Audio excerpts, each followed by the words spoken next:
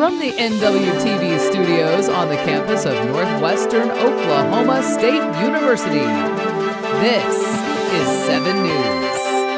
Hello, and thank you for choosing NWTV today. I'm Megan Sprague. And I'm Jaxie Cloud.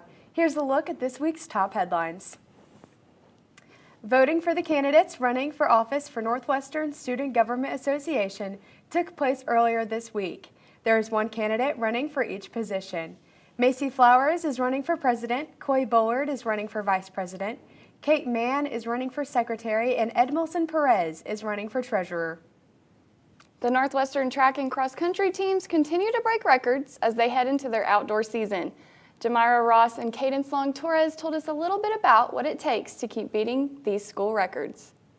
Cadence Long Torres was named Athlete of the Week for the women's distance team. I asked her about the difference between the indoor versus the outdoor season. Outdoor, I primarily focus on the 5K 15, how in indoor I focus on the mile and 3K, so a little bit more speed indoor, and it's honestly a lot harder to train for indoor because Alva is the weather is so crazy out here, like you never know it's going to be 30 or 60 the next day. How outdoor, I mean, besides the wind, like it's really nice just being outside and not being like stuck indoors. I then asked senior Jamira Ross about the differences that she sees in the outdoor season. For me, it's like just like breathing wise. I feel like breathing outdoors like a lot more better. So it's just when like you can breathe better, you can run better. And then also for outdoor, I have like my main event, so I just get more excited for outdoor season than like indoor season. Ross has set and broken 8 school records in the indoor and outdoor seasons together. I think for me, it's just like I want to go out with a bang. Like I want to show Northwestern like who I am, like why Burma recruited me. Family on 3. 1, 2, 3. Family! The next meet for track and cross country events will be held in Canyon, Texas, this Friday and Saturday. As part of the visual arts program at Northwestern, seniors are required to showcase their artwork. A senior visual arts major, Megan Valdez, is displaying Chromatics of the Deep in Jesse Dunn Room 218.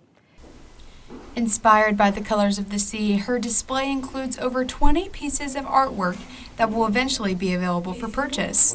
There are hanging jellyfish with lights and even candles. Megan goes into how she feels about all of this dedication coming to an end. Honestly, I'm glad I'm done because I was stressing about this the whole entire semester because I had to change my theme a few times. Valdez tells us about the creation process of her favorite, a piece titled Crimson Surge.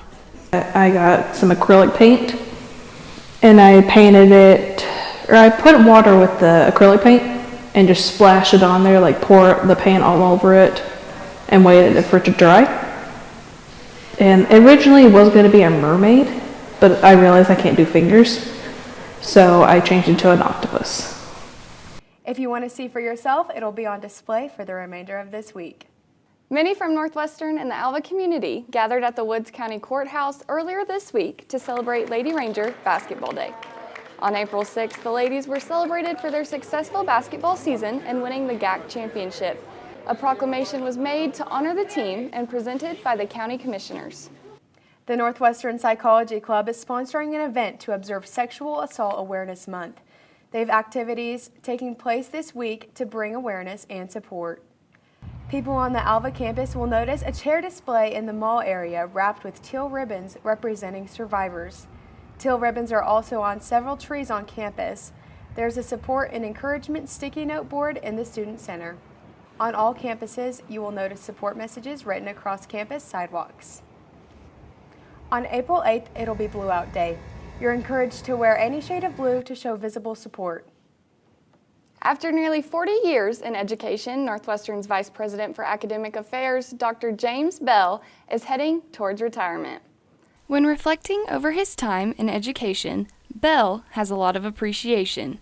My career kind of fell into 3 stages. I taught high school for 11 years in Texas while I worked on my graduate degrees, and then I worked for 11 years at College of the Ozarks in Branson, taught English there, and then I've been here for we've lived here 15 years, actually it'd be 16 years, and have been with the university 14 of those. I can look back at each one of those periods of time and have great affection for the people I knew and the things we did. President Bo Hannaford said Bell has been all in as a Ranger. He's always been a passionate teacher, whether it was when he was an English chair, when he's the dean or when he was teaching film classes, and now he teaches a leadership class. He loves being around the students. And I think the other thing is he loves being a part of our community here at Northwestern.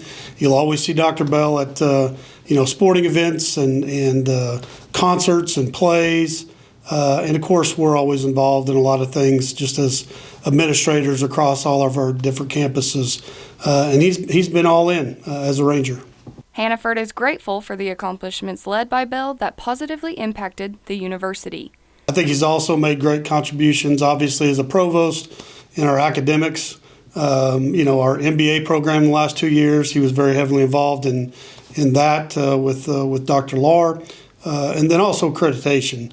I don't think people really understand the role and behind the scenes of all the work that you have to do when you are kind of the final person that's in charge of doing all the things, whether it's a national accreditation like HLC for the university, or working with our chairs in education and business and nursing and social work and their national accrediting agencies. It's a lot of work. When asked what word he would use to describe his time at Northwestern, Bell said family. You really do find yourself thinking, I want to take care of these people because I know they're going to take care of me. And we're not always going to be the same. We're not always going to agree. We're going to rub each other the wrong way sometimes. But it's a safe place. It's the kind of place you choose to stay when you've lived there for 14 years, because where else would you go? That you would feel so at home and that you would feel so much like, I know people, I know what it's like here, and I trust the basic goodness of the people here.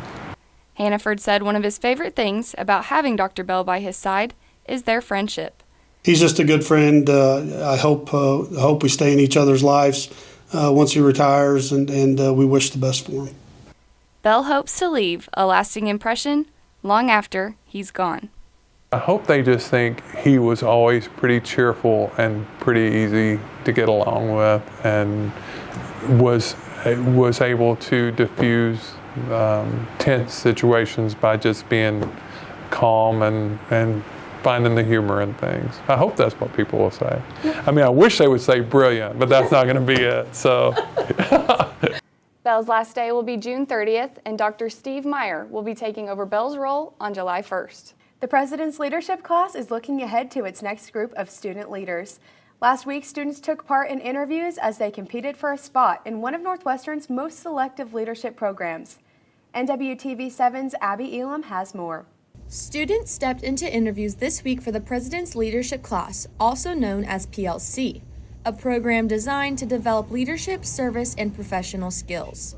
University leaders say the selection process focuses on students who have already demonstrated leadership and willingness to serve.